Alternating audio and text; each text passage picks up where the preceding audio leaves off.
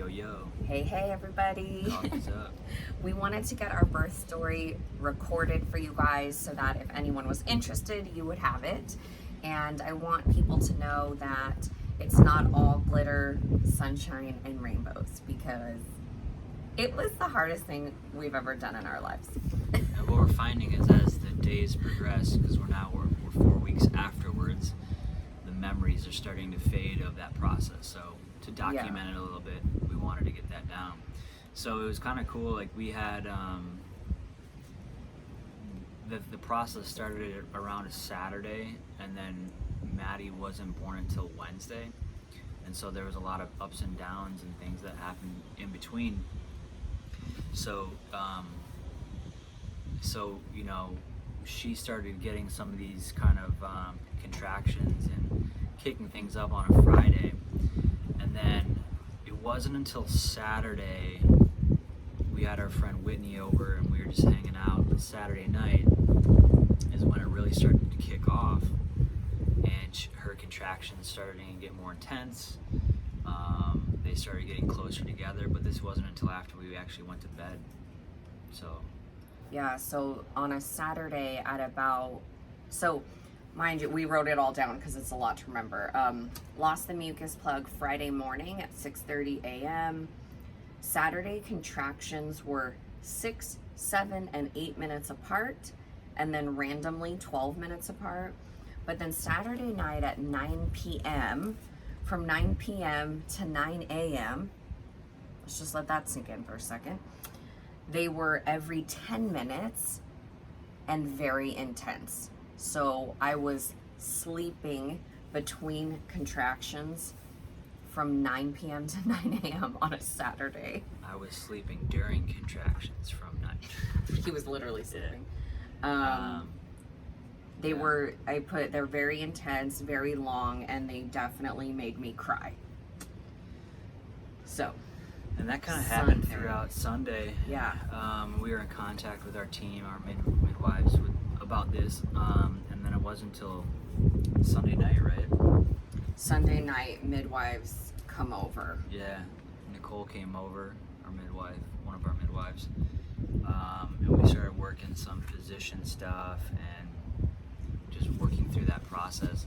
And it was interesting because she felt, I didn't notice this until afterwards, but her contractions were happening, but it was almost like she was trying to hold back.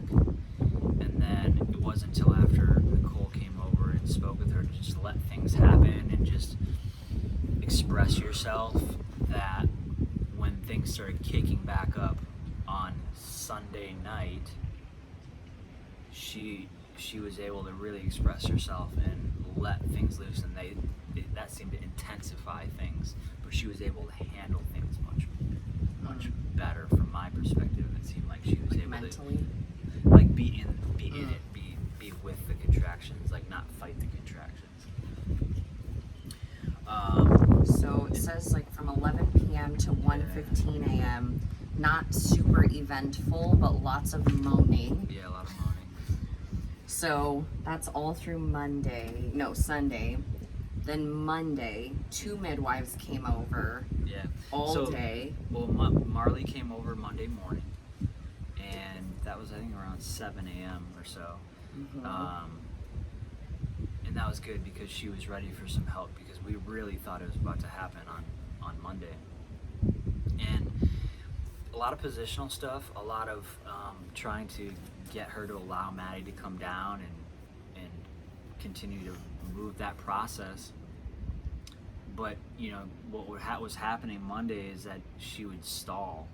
So like people, you know, we had our team over here, and she would like intensify, and then things would stall out, and then it would kind of intensify, and then it would stall out. And what he means by that is the contractions were intense and close together for a while, like for 1, 2, 3 hours. Then they would just slow down to one contraction every 15 minutes. And for anyone who's had a baby or is going to have a baby, that is not close enough. You need them to be closer. So once every 15 minutes for 5 hours is not going to produce baby. Like, Yeah. birth is not going to happen, Yeah. but it is so intense. So then that was kind of all day Monday, and then basically at that point we went to bed that night, and it kicked up really, really hard Monday night, and we thought we were having a baby. Like, coffee was being made. Like, Yeah. Everyone thought we're having a baby. We have team 4 was here. midwives. Yeah, we had the pool blown up. I mean, a lot of positional stuff. Like, it was really, really intense. Like 11 p.m. And then, yeah, and then we put her in the pool, and man, we thought like things were about to happen. And again, like, that was going into Tuesday, early Tuesday morning, things kind of paused again, and so she needed to rest. So we went back to, try to get some rest and sleep a little bit. And we'd been up all night, so we've been up since like Yeah. Friday. so that was like Tuesday night. So I was in the tub, I think for the first time 3 or 4 hours. I was in there a long It wasn't time. that long. It was a couple hours though. Okay, my timeline's off, Yeah, so I was like blacked couple out. hours. Maybe 2 hours the first time, but so I'm contracting. I mean, these are, I'm crying, I'm moaning, making really weird primal noises. She's dilated. She's dilated and everything. Like she's like 6 centimeters dilated, and it was improving. But then what they were finding in check is that she was really swollen too. So for some reason, the baby wasn't coming down, and then we got the water to break, and we really thought that was gonna spark things to happen, and then her body just like pulled back, or the baby just pulled back and stopped. And Yeah, so my midwife felt in there. I was completely dilated, and she felt that the sac was in the way. Like, the baby wasn't able to come out because of the sac. So she asked for my permission to break my water. I gave her the permission. We all felt like that was the right thing to do. I felt it like come out. That was crazy. But I think, yeah, that kind of slowed things down for some reason. Yeah. So So this was that was like That's- Tuesday morning, Tuesday morning, and then because I go in the tub Monday night, Tuesday morning, again. and then things were just kind of slow. Tuesday she was still getting contractions, and then they finally kicked back up again Tuesday night. We thought this was happening, like she was dilated, she was like right there, and she started pushing, started trying to make this happen, and pushing on the bed, pushing on the chair, everywhere, Birth and stool. birth stool, like couch position stuff. Like, it was just kind of going through this cycle of finding different positions. And we thought it was gonna happen, and finally we put her in the tub. This was Tuesday night going into Wednesday morning. Put her in the tub to let her rest, and we were gonna gear up to do some more positional stuff. It was coming up on about 24 hours of her water being broken, and she was just spent. We were all just exhausted, and we just felt that at this point, things being as long as it had been going on for 3 days, that it was best for us to just transfer to the hospital. And this was Wednesday morning, about 6 a.m. We geared up and went to the hospital. So I had tried pushing many times. We were on my bed, we were on the birth stool, we were on a wall. I mean, I was trying to push her out, and she would not come out. And I didn't have any context for what trying for a really long time was. They gave us some privacy, and Ryan and I made that decision to go to the hospital, and I felt the whole room kind of exhale, as if everyone was eager for us to get to the hospital, but I didn't really know that. So, because we're on day 3 of really trying, and so I guess that had been the longest amount of time our midwives have ever seen anyone labor and try to push a baby out. So Champ. I didn't realize. Yeah, I had she's so no strong. I just I mean, really wanted It was a amazing home to birth. watch you try that and like be in that moment, and it was scary for me and to see her in so much pain and going through that. But I'm just so proud So of you painful. for that. So, getting down the stairs and into the car with like 30 seconds apart contractions was it was genuinely like one of the most difficult things I've ever done in my life. Even just being in the car and driving to the hospital was very challenging. Every It bump was painful. it made the pain. Even I was driving smooth. Yeah, he was probably going like 10 miles an hour, and it was so painful. So we get to the hospital. Our midwives have notified them that we're coming. We get out. UCSD. It was so amazing. Okay, so we get there. Ryan has to go park the car, so they start wheeling me to labor and delivery.